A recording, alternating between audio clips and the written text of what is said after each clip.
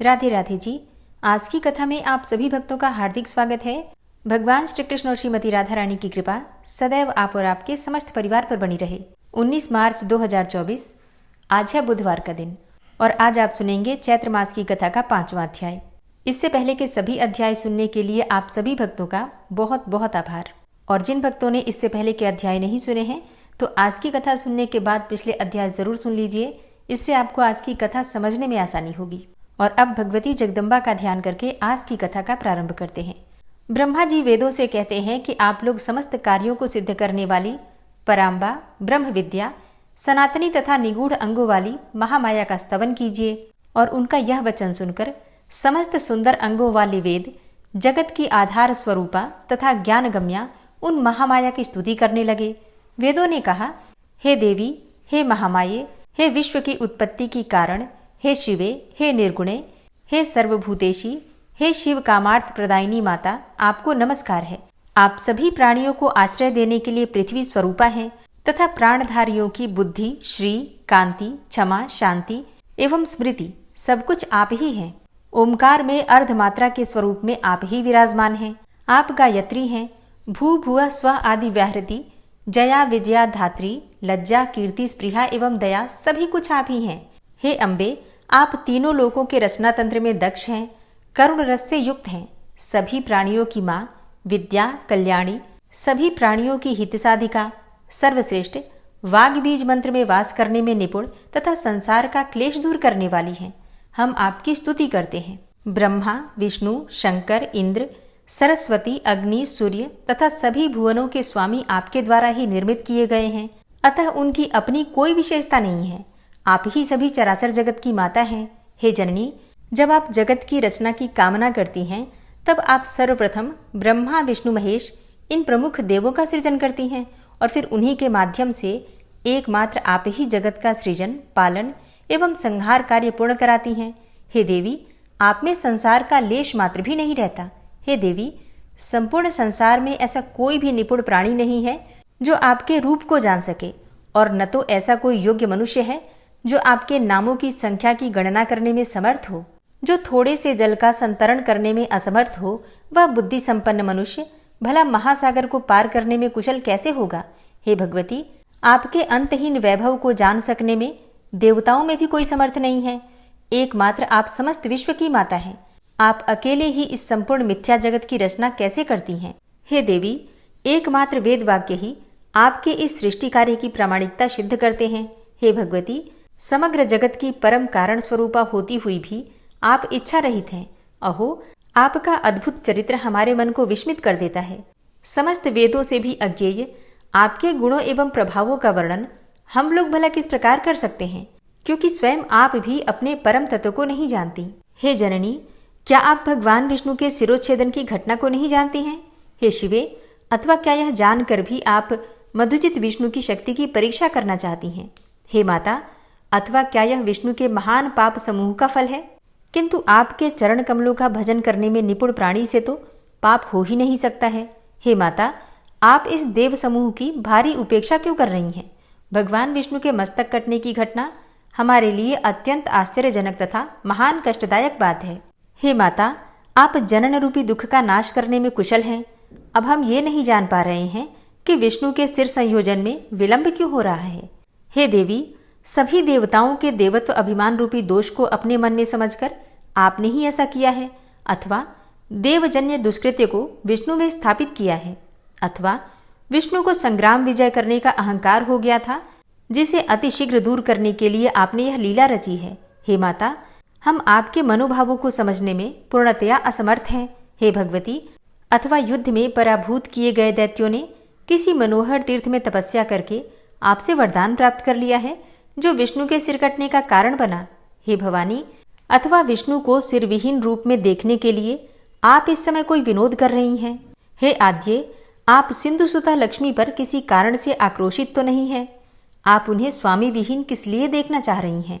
आप अपने ही अंश से प्रादुर्भूत लक्ष्मी का अपराध क्षमा करें और भगवान विष्णु को जीवन दान देकर रमा को प्रसन्न कर दें।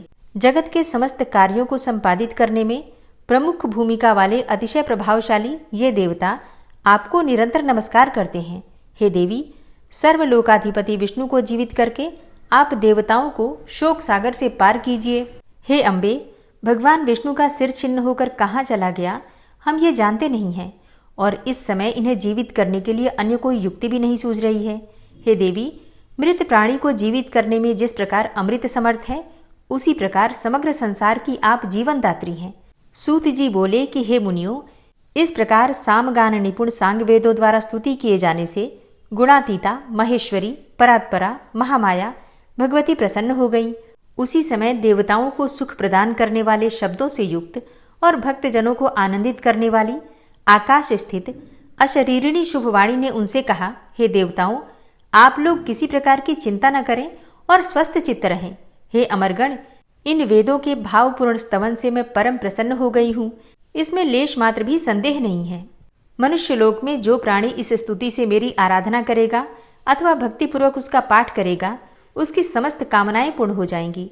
जो मनुष्य त्रिकाल अर्थात प्रातः, मध्याह्न, सायं मेरी स्तुति को नित्य भक्तिपूर्वक सुनेगा, वह सभी दुखों से विमुक्त होकर परम सुखी हो जाएगा।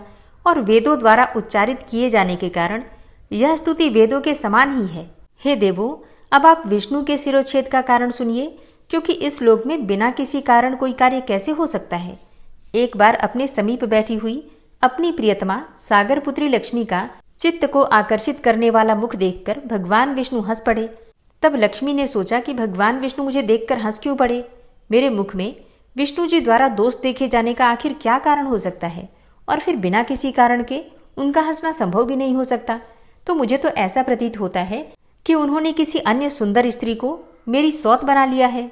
इसी विचार मंथन के परिणाम स्वरूप लक्ष्मी जी कोपाविष्ट हो गईं, और तब उनके शरीर में तमोगुण संपन्न तामसी शक्ति व्याप्त हो गई।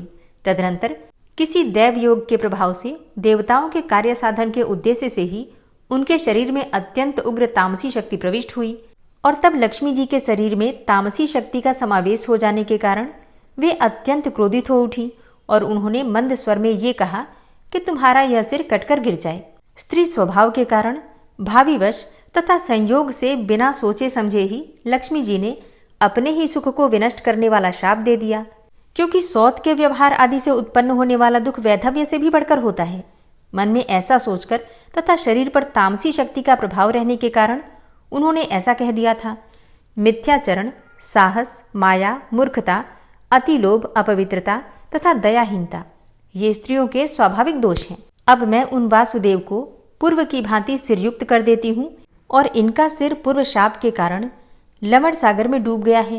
हे श्रेष्ठ देवताओं, इस घटना के होने में एक अन्य कारण भी है। आप लोगों का महान कार्य अवश्य ही सिद्ध होगा, इसमें कोई संदेह नहीं है। प्राचीन काल में महाबाहु एवं अति प्रसिद्ध हयग्रीव नाम वाला एक दानव था, जो सरस्वती नदी के तट पर बहुत कठोर तपस्या करने लगा। वह दैत्य आहार का त्याग करके, समस्त इंद्रियों को वश में करके तथा सभी प्रकार के भोग ऐश्वर्य से दूर रहते हुए मेरे माया बीजात्मक एकाक्षर मंत्र ह्रीम का जप करता रहा। इस प्रकार समस्त आभूषणों से विभूषित मेरी तामसी शक्ति का सतत ध्यान करता हुआ वह 1000 वर्षों तक कठोर तपस्या करता रहा। उस समय उस दैत्य ने जिस रूप में मेरा ध्यान किया था, उसी तामस रूप में मैं उसे दर्शन देने हेतु उसके समक्ष प्रकट हो गई। उस समय सिंह पर आरूढ़ हुई मैंने दयापूर्वक उससे कहा, हे महाभाग, तुम वरदान मांगो। हे सुव्रत, मैं तुम्हें यथेक्ष वरदान दूंगी। वह दानव देवी का यह वचन सुनकर प्रेम विवल हो उठा, और उसने तत्काल ही प्रणाम और प्रदक्षिणा की। मेरा रूप देखते ही प्रेम भावना के कारण प्रफुल्लित नेत्रों वाला तथा हर्षातिरेक के कारण अश्रुपूरित नैनों वाला वह दानव मेरी स्तुति करने लगा। हयग्रीव बोला, हे महामाये, हे जगत का सृजन पालन संहार करने वाली, हे भक्तों पर कृपा करने में निपुण, हे सकल कामना प्रदायिनी, हे मोक्षदायिनी, हे शिवे, आप देवी को नमस्कार है। पृथ्वी, जल, तेज, वायु एवं आकाश, इन 5 महाभूतों का कारण आप ही हैं, तथा गंध, रूप, रस, स्पर्श एवं शब्द, इन तत्वों का कारण भी आप ही हैं। हे महेश्वरी, नासिका, जिह्वा, नेत्र, त्वचा, कान, ये ज्ञानेन्द्रियां तथा हाथ, पैर, वाक, लिंग, गुदा, ये कर्मेंद्रियां आपसे ही उत्पन्न हैं। तब देवी बोली, तुम्हारा क्या अभीष्ट है? जो कुछ भी तुम्हारा अभिलषित वर हो मांग लो, मैं उसे अवश्य पूर्ण करूंगी, क्योंकि मैं तुम्हारी अनन्य भक्ति तथा अद्भुत तपस्या से अतिशय प्रसन्न हूँ। हयग्रीव बोला, हे माता, आप मुझे वैसा वरदान दें जिससे मेरी मृत्यु कभी न हो और देव दानवों द्वारा अपराजेय रहता हुआ मैं सदा के लिए अमर योगी हो जाऊं। तब देवी बोली कि देखो, जन्म लेने वाले की मृत्यु निश्चित है और मरने वाले का जन्म भी निश्चित है। लोक में स्थापित इस प्रकार की जो मर्यादा है उसका उल्लंघन कैसे संभव है। अतएव हे दानव श्रेष्ठ, मृत्यु को अवश्यम भावी जानकर अपने मन में सम्यक विचार करके तुम अपनी इच्छा के अनुसार कोई और वरदान मांग लो। तब हयग्रीव बोला, हे जगदम्बे, मेरी मृत्यु हयग्रीव से ही हो, किसी अन्य से नहीं।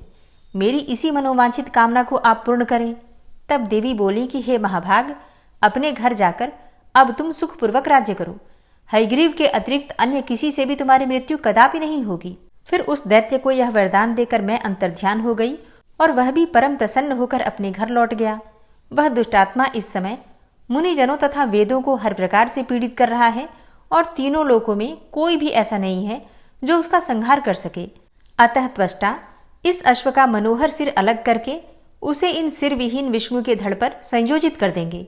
तत्पश्चात देवताओं के कल्याणार्थ भगवान हयग्रीव उस पापात्मा, अत्यंत क्रूर तथा दानवी स्वभाव वाले महाअसुर हयग्रीव का संहार करेंगे।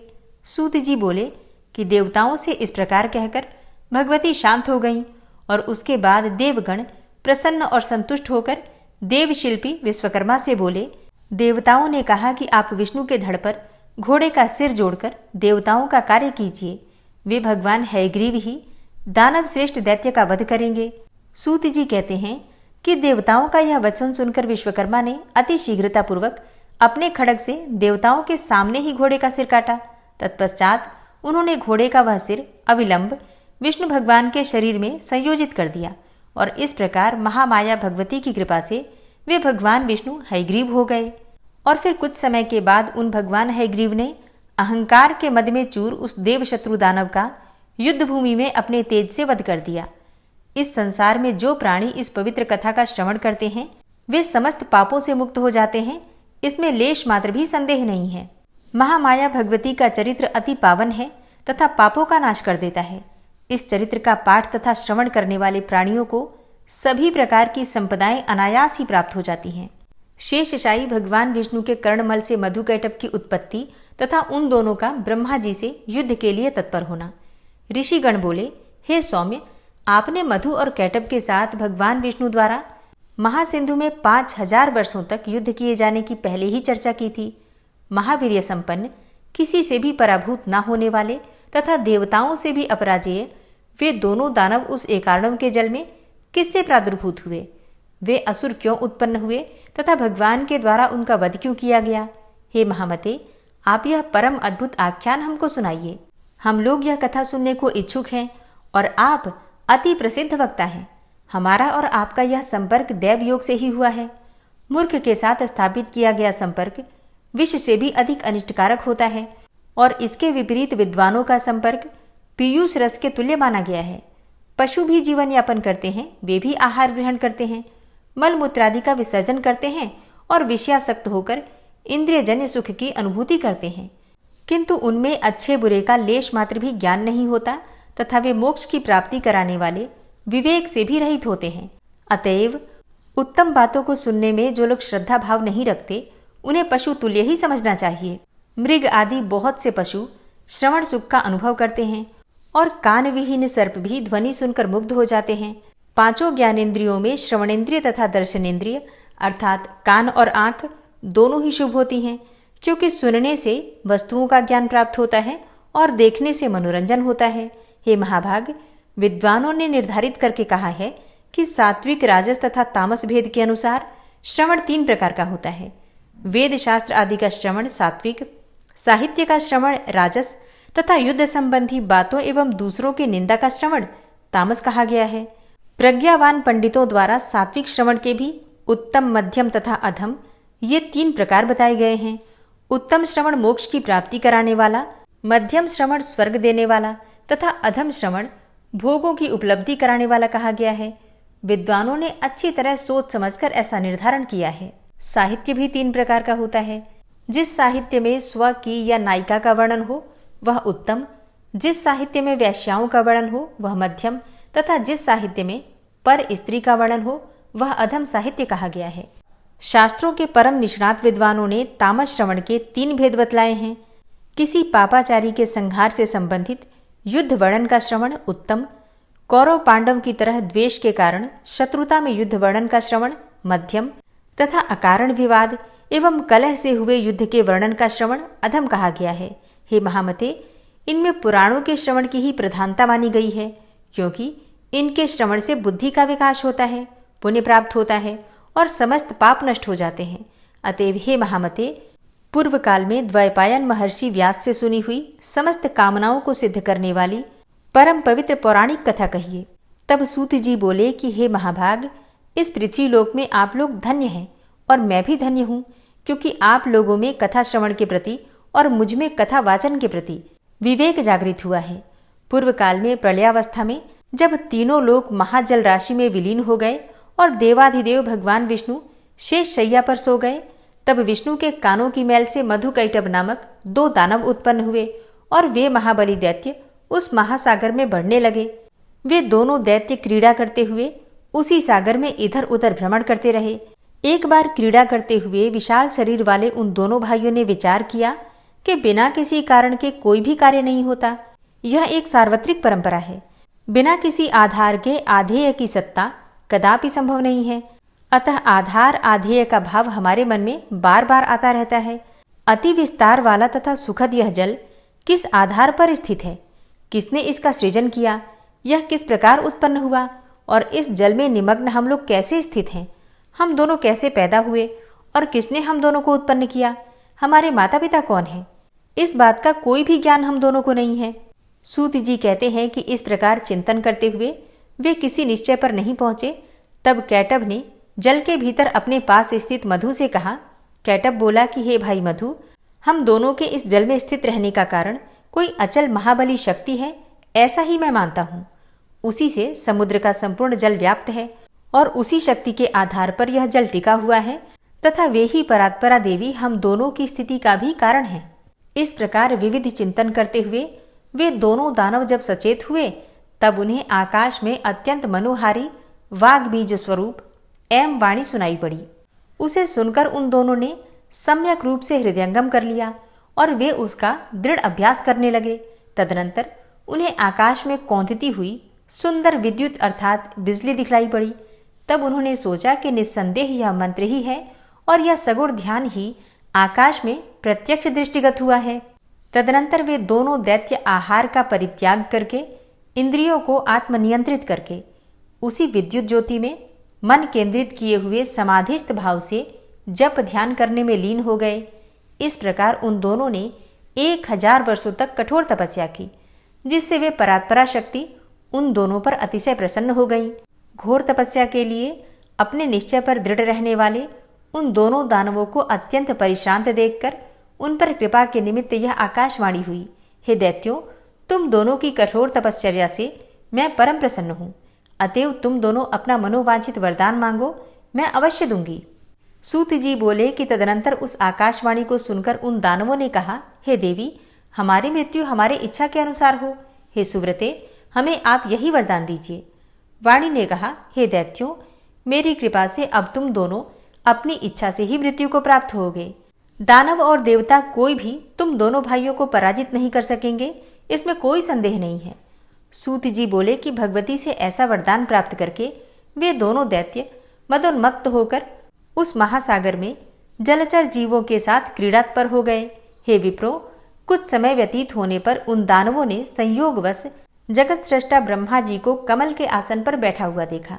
अब उन्हें देखकर युद्ध की लालसा से वे दोनों महाबली दैत्य प्रसन्न हो उठे और ब्रह्मा जी से बोले, हे सुव्रत, आप हम लोगों के साथ युद्ध कीजिए, अन्यथा यह पद्मासन छोड़कर आप अविलंब जहां जाना चाहें वहां चले जाइए। यदि आप दुर्बल हैं तो इस शुभ आसन पर बैठने का आपका अधिकार कहाँ? कोई वीर ही इस आसन का उपभोग कर सकता है। आप कायर हैं, अतः अति शीघ्र इस आसन को छोड़ दीजिए। उन दोनों दैत्यों की यह बात सुनकर प्रजापति ब्रह्मा जी चिंता में पड़ गए। तब उन दोनों बलशाली वीरों को देखकर ब्रह्मा जी चिंताकुल हो उठे और मन ही मन सोचने लगे कि मुझ जैसा तपस्वी इनका क्या कर सकता है। सूत जी बोले कि तदनंतर उन दोनों वीरों को देखकर सर्वशास्त्र वेता ब्रह्मा जी साम दान भेद आदि नीतियों के माध्यम से युद्ध की समाप्ति के उपायों को सोचने लगे। इनके वास्तविक बल का मुझे कोई ज्ञान नहीं है। नीति के अनुसार जिसके बल की जानकारी न हो उसके साथ युद्ध करना कदापि उचित नहीं होता। यदि मैं इस समय इन मदोन्मत्त दुष्ट दानवों की स्तुति करता हूं तो इससे तो स्वयं मेरे द्वारा अपनी निर्बलता प्रकाशित होगी, और निर्बलता प्रदर्शित करने पर इनमें से कोई एक ही मेरा वध कर देगा। इनके साथ इस समय मैं न तो दान नीति और न तो भेद नीति को ही उपयुक्त समझता हूं। अतः इस समय उचित यही है कि मैं शेषनाग पर सोए हुए चतुर्भुज एवं पराक्रमी भगवान विष्णु को जगाऊं और वे मेरी विपत्ति अवश्य ही दूर करेंगे। मन में ऐसा विचार करके कमल नाल का आश्रय लेकर पद्मयोनि ब्रह्मा जी मन ही मन दुखनाशक विष्णु के शरणागत हो गए। वे शुभ संबोधनों के द्वारा योग निद्रा के कारण स्पंदन रहित उन नारायण जगतपति भगवान विष्णु को जगाने के लिए उनकी स्तुति करने लगे। ब्रह्मा जी बोले, हे दीनानाथ, हे हरे, हे विष्णु, हे वामन, हे माधव, भक्तों की पीड़ा हरने वाले हे ऋषिकेश, हे सर्वव्यापिन, हे जगतपते, हे अनंत स्वरूप, हे वासुदेव, हे अंतर्यामिन, हे जगत के स्वामी, हे दुष्टों तथा शत्रुओं का संहार करने में एकाग्र चित्त वाले, हे चक्रधर, हे गदाधर, हे सर्वज्ञ, हे सर्वलोकेश, हे सर्वशक्ति संपन्न, हे देवेश, हे दुखनाशन, अब आप उठिए, उठिए और मेरी रक्षा कीजिए। हे विश्वंभर, हे विशालाक्ष, हे पुण्य श्रवण कीर्तन, हे जगत सृष्टा, हे निराकार, हे सृष्टि पालन संहार के कारक, हे महाराज, ये दोनों मदोन्मत्त दानव मेरा वध करना चाहते हैं। हे सर्वाधार, मैं इस समय संकटग्रस्त हूँ, क्या आप ये नहीं जानते? हे महाविष्णु, मैं इस समय दुख से अत्यधिक पीड़ित हूँ और आपके शरणागत हूँ। ऐसी स्थिति में यदि आप मेरी उपेक्षा करेंगे तो आपका जगत पालन का नियम निरर्थक हो जाएगा। इस प्रकार स्तुति करने पर भी जब योग निद्रा में लीन भगवान विष्णु नहीं जगे, तब ब्रह्मा जी ने विचार किया कि भगवान विष्णु अवश्य ही शक्ति के अधीन होकर योग निद्रा के वश में हो गए हैं, जिससे कि ये धर्मात्मा जग नहीं रहे हैं। अब दुख से पीड़ित मैं इस समय क्या करूं? अहंकार के मद में चूर ये दोनों दानव मुझे मारने के उद्देश्य से यहाँ आ गए हैं। अब मैं क्या करूं और कहाँ जाऊं? अब तो मुझे शरण देने वाला भी कोई नहीं है। इस प्रकार मन ही मन विचार करते हुए वे एक निष्कर्ष पर पहुंचकर एकाग्र चित्त होकर उन भगवती योग निद्रा की स्तुति करने लगे। उन्होंने अपने मन में यह दृढ़ विचार रख लिया कि वे ही महाशक्ति मेरी रक्षा करने में समर्थ हैं, जिन्होंने कि भगवान विष्णु को भी चेतनाहीन तथा निस्पंद कर दिया है। इस लोक में जैसे मृत प्राणी को शब्द आदि गुणों का आभास नहीं हो पाता, उसी प्रकार निद्रा के कारण अपने नेत्र मूंदे हुए भगवान विष्णु कुछ भी जान सकने में असमर्थ हैं। मेरे द्वारा नानाविध स्तुति किए जाने पर भी भगवान विष्णु निद्रा का त्याग नहीं कर रहे हैं। अतएव मैं मानता हूं कि निद्रा इनके अधीन नहीं है, अपितु निद्रा के द्वारा ही ये वशीभूत कर लिए गए हैं। जो प्राणी जिस किसी के वश में हो जाता है वह निश्चय ही उसी का दास बन जाता है। अतः ये योग निद्रा ही लक्ष्मीपति विष्णु की स्वामिनी हो गई है। जिस शक्ति के द्वारा सिंधुपुत्री लक्ष्मी के वश में रहने वाले भगवान विष्णु भी वशीभूत कर लिए गए हैं, उन्हीं भगवती ने निश्चित रूप से इस जगत को अपने अधीन कर रखा है। मैं अर्थात ब्रह्मा, विष्णु, शंकर, सावित्री, लक्ष्मी एवं पार्वती, हम सभी उन्हीं के अधीन हैं, इसमें कुछ भी संशय नहीं है। भगवान विष्णु भी जिस शक्ति के वशीभूत होकर विवश हुए से उसी प्रकार सो रहे हैं, जिस प्रकार एक सामान्य प्राणी सोता है। तब अन्य महापुरुषों के विषय में क्या कहा जाए। अतः अब मैं योग निद्रा का ही स्तवन करूंगा, जिनकी कृपा से निद्रा मुक्त होकर जनार्दन सनातन भगवान वासुदेव युद्ध के लिए उद्योग करेंगे। तदनंतर ऐसा निश्चय करके कमल नाल पर विराजमान ब्रह्मा जी भगवान विष्णु के अंगों में व्याप्त उन योग निद्रा की स्तुति करने लगे। ब्रह्मा जी बोले, हे देवी, इस जगत का कारण आप ही हैं। वेद वाक्यों से मुझे ऐसा ज्ञात हुआ है। हे अम्बे, आपकी ही शक्ति से संपूर्ण विश्व को ज्ञान देने वाले पुरुषोत्तम भगवान विष्णु भी इस समय योग निद्रा के वश में हो गए हैं। हे माता, समग्र लोक को मोहित कर देने वाली आपकी लीला को कौन जान सकता है। आपकी इस लीला से मैं तो मूढ़ हो गया हूँ और ये विष्णु परवश होकर सो रहे हैं। हे समस्त प्राणियों के मन में निवास करने वाली भगवती, करोड़ों देवताओं में भी ऐसा कौन विज्ञ है जो ऐसी आप निर्गुणा का रहस्य जान सके। सांख्य शास्त्र के विद्वान पुरुष और प्रकृति से जगत की उत्पत्ति मानते हैं। इनमें वे अचेतन प्रकृति को ही जगत को उत्पन्न करने वाली बताते हैं। तो फिर क्या आप वैसी ही अचेतन हैं? किंतु यदि आप जड़ होती तो इन जगदाधार विष्णु को इस समय चेतना रहित कैसे कर देती। हे महामाये, आप सगुण रूप धारण करके नानाविध लीलाएं करती रहती हैं, अतः आपके रहस्यमय कार्यों का सम्यक ज्ञान करने में भला कौन समर्थ है। हे भवानी, मुनिगण संध्या नाम से आपके गुणों को परिकल्पित करके तीनों समय अर्थात प्रातः, मध्याह्न, सायं निश्चित रूप से आपका ही ध्यान करते हैं। हे देवी, आप बुद्धि स्वरूपा होकर समस्त लोक को ज्ञान देती हैं और लक्ष्मी रूप से सदैव देवताओं को सुख प्रदान करती हैं। हे माता, संपूर्ण प्राणियों में कीर्ति, मति, धृति, कांति, श्रद्धा एवं रति रूप से आप ही विद्यमान हैं।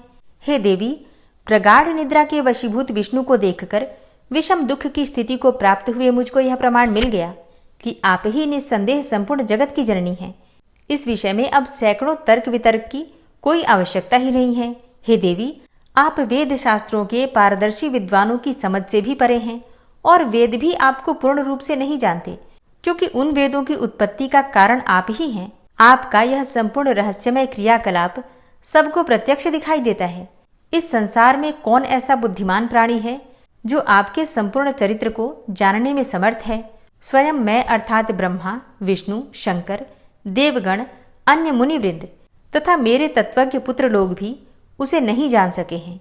संपूर्ण लोक में आपकी महिमा का वर्णन कोई नहीं कर सकता है। हे देवी, यदि यज्ञों में वैदिक विद्वान हवन कार्य के समय आपके स्वाहा नाम का उच्चारण न करें तो देवगण अपना यज्ञ भाग नहीं प्राप्त कर सकते। अतएव आप ही देवताओं का भी भरण पोषण करती हैं। हे भगवती, आपने पहले भी समय समय पर दैत्यों द्वारा उत्पन्न किए गए भयों से हमारी रक्षा की है, उसी प्रकार इस समय भी हमारी रक्षा करें। मैं आपकी शरण में हूँ। हे देवी, हे वरदे, मधु के साथ भयानक इस कैटब को देखकर मैं अत्यंत भयाक्रांत हूँ। आपकी योग माया ने भगवान विष्णु के शरीर के सभी अवयवों को अपने वश में कर रखा है, अतः वे मेरी इस विषम विपत्ति को नहीं जान रहे हैं। हे महानुभावे, या तो इस समय आप आदिदेव को मुक्त कर दें अथवा इन दोनों महादैत्यों का वध कर दें। इनमें से आपको जो उचित जान पड़े वह कीजिए। हे देवी, जो मंदबुद्धि प्राणी आपकी विशिष्ट महिमा को नहीं जानते वे ही विष्णु तथा शंकर आदि की आराधना करते हैं। हे जननी, आज प्रत्यक्ष प्रमाण के रूप में मैं आपकी महिमा देख रहा हूँ कि भगवान विष्णु भी प्रगाढ़ निद्रा के वशीभूत होकर सो रहे हैं।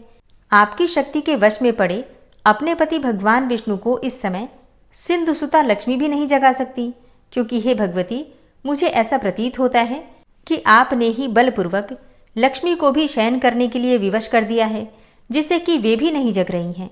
हे देवी, इस संसार में वे ही प्राणी धन्य हैं जो आपके चरणों में भक्ति भाव रखते हैं, अन्य देवताओं की उपासना त्याग करके आपके ध्यान में लीन रहते हैं और आपको ही संपूर्ण कामनाएं पूर्ण करने वाली कामधेनु तथा समस्त लोक की जननी मानकर आपका ही भजन करते हैं।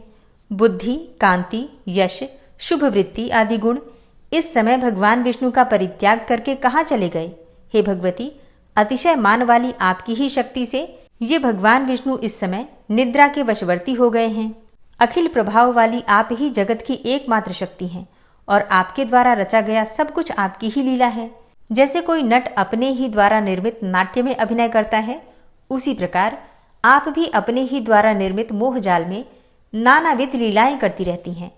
युग के आरंभ में आपने सर्वप्रथम विष्णु का सृजन किया, सबके पालने के लिए उन्हें निर्मल शक्ति प्रदान की और इस प्रकार समस्त जगत की रक्षा की।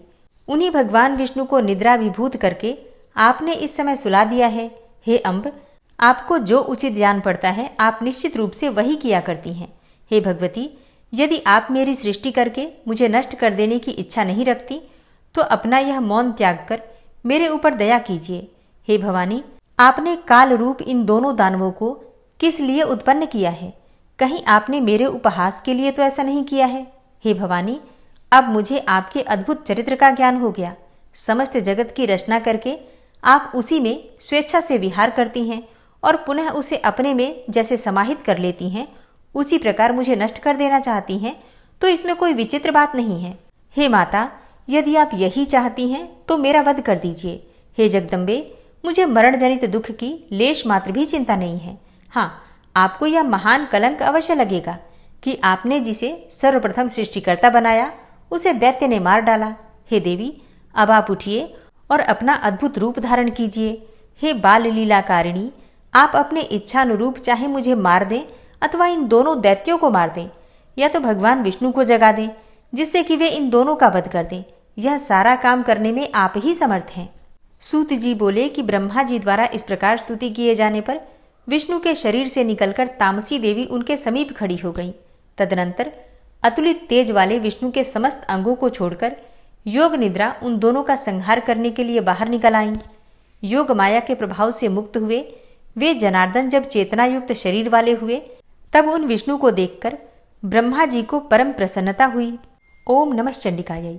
आज की कथा का यहीं पर समापन करती हूँ। इसके आगे का वृतांत आप कल की कथा में सुनेंगे। उम्मीद करती हूँ ये कथाएं आपको जरूर पसंद आती होंगी। और अब आप सुनेंगे श्री देवी दुर्गा कवच। ओम नमः चंडिकायै। माँ दुर्गा के चंडी रूप को हमारा नमन है। यह भगवान ब्रह्मा जी के द्वारा लिखा गया चंडी कवच है, जिसमें कुल 56 छंद हैं। चामुंडा देवता, दिग्बंध देवता, जगदम्बा माता इत्यादि का ध्यान करके हम इस दुर्गा सप्तशती के पाठ का प्रारंभ कर रहे हैं। मार्कंडेय जी पितामह ब्रह्मा जी से कह रहे हैं कि हे भगवान ब्रह्मा, जो इस विश्व में गोपनीय है वह रहस्यपूर्ण है तथा जो सभी की रक्षा करता है और हमें अधर्म से बचाता है, साथ ही जिसे आपने अभी तक किसी को दिखाया भी नहीं है, ऐसा कोई साधन या उपाय मुझे बताइए। मार्कंडेय जी के इस प्रश्न पर भगवान ब्रह्मा कहते हैं कि उस साधन का नाम तो देवी कवच ही है, जो इस विश्व में अत्यधिक गोपनीय है। वह देवी कवच सभी का कल्याण करने वाला, पवित्रता और पुण्य देने वाला है। आपको इसी का ही जाप करना चाहिए, इससे ही आपका उद्धार होगा। माँ दुर्गा की 9 मूर्तियाँ हैं। माँ दुर्गा का प्रथम स्वरूप है माँ शैलपुत्री, दूसरा स्वरूप है माँ ब्रह्मचारिणी, माँ दुर्गा का तीसरा स्वरूप है माँ चंद्रघंटा और चौथा स्वरूप है माँ कुष्मांडा। उनका 5वां रूप स्कंद माता का है और छठा रूप माँ कात्यायनी है। 7वां स्वरूप है माँ कालरात्रि का और 8वां स्वरूप माँ महागौरी के नाम से प्रसिद्ध है। माँ दुर्गा का 9वां रूप है माँ सिद्धिदात्री। यही नव दुर्गा के रूप हैं जिसे भगवान ब्रह्मा के द्वारा वेदों के माध्यम से बताया गया है। जो मनुष्य अग्नि में जल रहा हो, सभी ओर से शत्रुओं से घिर गया हो, विपरीत परिस्थितियों का सामना कर रहा हो और उस समय यदि वह माँ दुर्गा की शरण में जाता है तो उसका कभी भी बुरा नहीं हो सकता है। अर्थात माँ दुर्गा का ध्यान किए जाने पर माँ दुर्गा उसकी हर परिस्थिति में सहायता करती हैं। यदि युद्ध का समय हो और मनुष्य संकटों में घिरा हुआ हो तो भी माँ दुर्गा के प्रभाव से उसका कुछ भी बुरा नहीं होता है। माँ दुर्गा उसके दुख, पीड़ा, भय इत्यादि का नाश कर देती हैं। जो भी भक्तगण माँ दुर्गा की भक्ति करता है, माँ दुर्गा अवश्य ही उन्हें अभय दान देती हैं। जो कोई भी देवी दुर्गा का ध्यान करता है, माँ दुर्गा उसकी हर प्रकार से रक्षा करती हैं और इस बात में कोई भी संशय नहीं है। चामुंडा माता का वाहन प्रेत है और वे उस पर सवारी करती हैं। वाराही माता का वाहन भैंसा है। ऐन्द्री माता का वाहन हाथी है तो वही वैष्णवी माता का वाहन गरुण है। भगवान शिव की पत्नी व सभी की ईश्वरी माँ पार्वती का वाहन वृषभ है। कुमारी माता का वाहन मोर है। लक्ष्मी माता कमल के आसन पर विराजमान है और उन्होंने अपने हाथों में भी कमल लिया हुआ है। वे भगवान विष्णु को अत्यधिक प्रिय हैं। वृषभ पर बैठी हुई माँ पार्वती का रंग सफ़ेद है। भगवान ब्रह्मा की पत्नी माँ ब्राह्मी या माँ सरस्वती हंस पर बैठी हुई हैं और सभी प्रकार के आभूषण पहने हुए हैं। इस प्रकार से माता रानी अपने भिन्न भिन्न रूपों में सभी तरह के योग व शक्तियों को ली हुई हैं। उन्होंने कई प्रकार के आभूषण व रत्न पहने हुए हैं जो उनकी शोभा को बढ़ा रहे हैं। माँ दुर्गा का एक रूप अत्यधिक क्रोध में रथ पर बैठा हुआ दिखाई देता है, जो दुष्टों का नाश करने के लिए है। वे अपने हाथ में शंख, सुदर्शन चक्र, गदा, हल, मूसल इत्यादि लिए हुए हैं। इसके अलावा उन्होंने अपने हाथों में खेटक, तोमर, परशु, पाश, त्रिशूल तथा उत्तम कोटि का धनुष भी लिया हुआ है। माँ दुर्गा दैत्यों, दुष्टों व राक्षसों का नाश कर देती हैं, भक्तों का कल्याण करती हैं तथा देवताओं का सदैव हित करती हैं। इसी उद्देश्य के तहत ही उन्होंने भिन्न भिन्न भांति के अस्त्र शस्त्र लिए हुए हैं। माँ दुर्गा के महारुद्र, प्रलयंकारी, पराक्रमी, महाशक्तिशाली, अत्यधिक उत्साही तथा भय का नाश कर देने वाले इस रूप को हम सभी नमस्कार करते हैं। माँ देवी के उस प्रलयंकारी रूप की ओर देखना भी बहुत मुश्किल है, जो शत्रुओं का भय बढ़ाने का कार्य करता है। पूर्व दिशा में इंद्री देवी मेरी रक्षा कीजिए, आग्नेय दिशा में अग्नि देवी मेरी रक्षा कीजिए, दक्षिण दिशा में वाराही माता, नैऋत्य कोण में खड़गधारिणी माँ, पश्चिम दिशा में वारुणी देवी और वायव्य कोण में मृगवाहिनी देवी मेरी रक्षा कीजिए। उत्तर दिशा में माँ कुमारी, ईशान कोण में शूलधारिणी, आकाश से अर्थात ऊपर से माँ ब्रह्माणी तथा नीचे अर्थात पाताल लोक से माँ वैष्णवी मेरी रक्षा कीजिए। राक्षसों के शवों को अपने वाहन के रूप में उपयोग में लाने वाली माँ चामुंडा देवी, आप दशों दिशाओं से मेरी रक्षा कीजिए। आगे से माँ जया तथा पीछे से माँ विजया आप मेरी रक्षा कीजिए। माँ अजिता मेरे वाम भाग में और दक्षिण दिशा में अपराजिता देवी मेरी रक्षा करें।